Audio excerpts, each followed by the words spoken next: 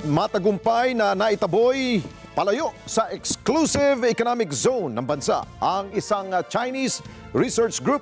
Nauna na kasing namataan ang nasabing barko na pinangangambahang nagsasagawa ng deep sea mapping dyan sa Ilocos Norte. Report mula kay Madeline Villar Moratillo.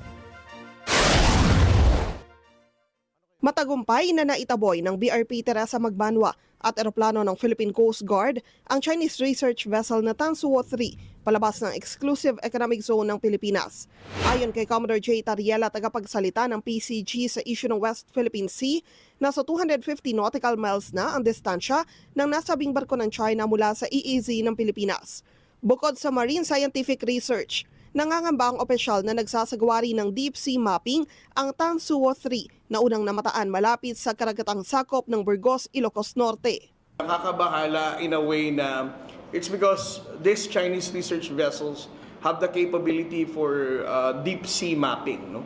So when you say deep sea mapping, malalim ito, and there's a possibility that they're also doing this kind of deep sea mapping in support of their submarine navigation. No? Pwede kasi anya itong magamit sa submarine deployment. The submarine deployment is also supported by deep sea map location ng seabed natin. So in the security part, I think that's the only concern, no, for the marine scientific research, the illegal marine scientific research that they're conducting. Sabi ni Tariela, nang magkalapit ang BRP Teresa Magbanwa sa research vessel ng China, mabilis itong kumilos para i-retrieve ang isang manned research submersible vessel.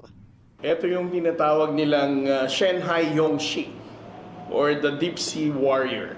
It is actually a manned submersible research vessel. It is actually designed to carry out marine scientific research, archaeological maritime exploration, and also to carry out deep sea scientific research. No? So this submersible vessel can explore as deep as 4,500 meters. May nakita rin anyang isang rigged hull inflatable boat na lumapit sa isang malaking palutang-lutang na kulay dilaw na bagay na mabilis hinila para maibalik sa nasabing barko ng China. Madeline Villar Moratillo para sa Mata ng Agila. Matatag, matapang, matapat.